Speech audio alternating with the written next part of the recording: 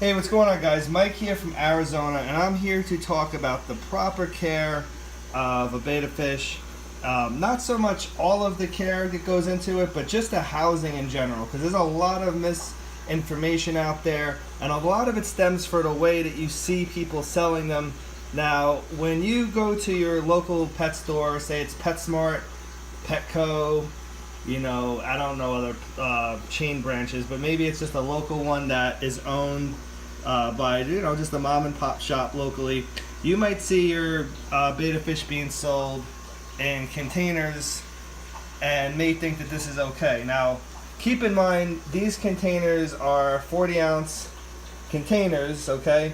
So these are larger than usual, and the reason why I keep my fish in there is because I usually only have them a week to 2 weeks tops, and then they sell. And that's the same thing with your local stores. Usually, if they're a successful business, they probably shouldn't keep their livestock around for more than 2 weeks, and then it's gone. Usually they quarantine a little bit, and then they put it out for sale when they realize or they recognize that the fish are actually not sick.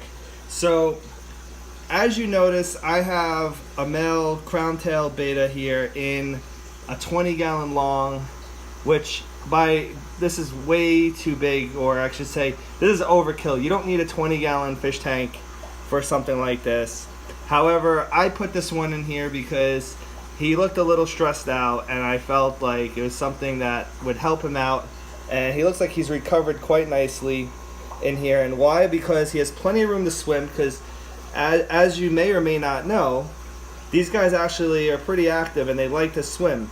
A lot of times people say that their betta fish are lethargic and like to lay on things, and that could be true too, but they do use a lot of their time, especially when they're younger, to swim around the tank. And if they don't have adequate space to swim around, they tend to get stressed out and they tend to not do as well. You'll start to see things like fin nipping on themselves. You'll start to see their colors decrease, possibly be a little grayed out, maybe even a little bit of fungus growing on them because their immune system goes down. But as you can tell here, this fish is absolutely loving life. It's in a heavily planted tank. I do recommend, if you do get these guys and you have the funds for it, to do lots of live plants for them. Now again, you don't have to do a 20-gallon aquarium. I would say 3 gallons and better, and 3 gallons is even kind of small. However, 3 gallons does work just fine for long-term keep, okay? When you see, like again, you go to the pet store and you see them in smaller containers, that's because these fish are not meant to be at the store for their whole lives.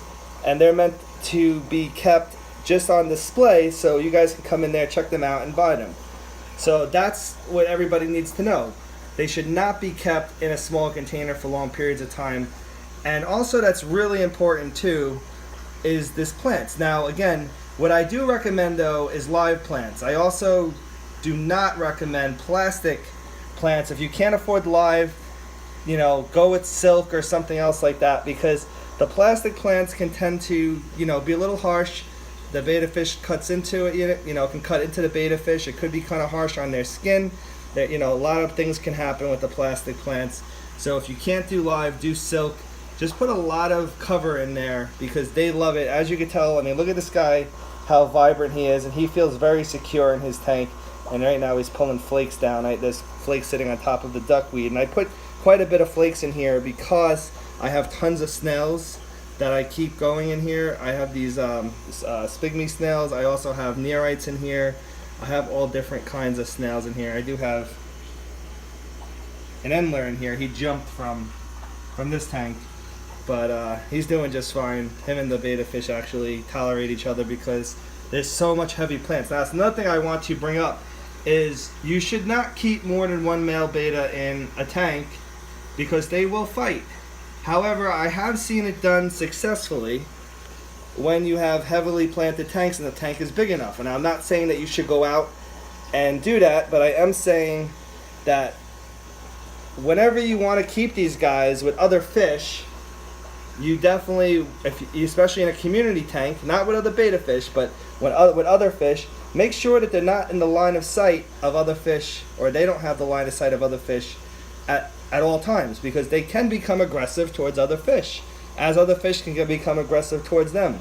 So that's definitely something you want to keep in mind, that if you have a tank like this where there's plenty of hiding spots, your fish will be fine. Now, for example, in here, I have plotties and I have that betta fish right there. No aggression whatsoever from these guys to each other. Why? Because look how heavily planted the tank is. Then they do just fine. I mean, that just goes to show. Again, this is a 20-gallon long, and it's full of plants. Again, I have all kinds of varieties of fish. Look, I even have fry in here, and they do just fine. Why? Because they have plenty of places to hide. So that's another lesson that you want to learn, is if you want to keep them in community tanks, it is possible, and you should heavily plant them. And look, I mean, look at all these fry.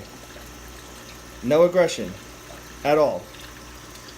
So not only will all your other fish thrive, but your betta fish will feel nice and secure and be very vibrant and colorful. Now that's my message for today, guys.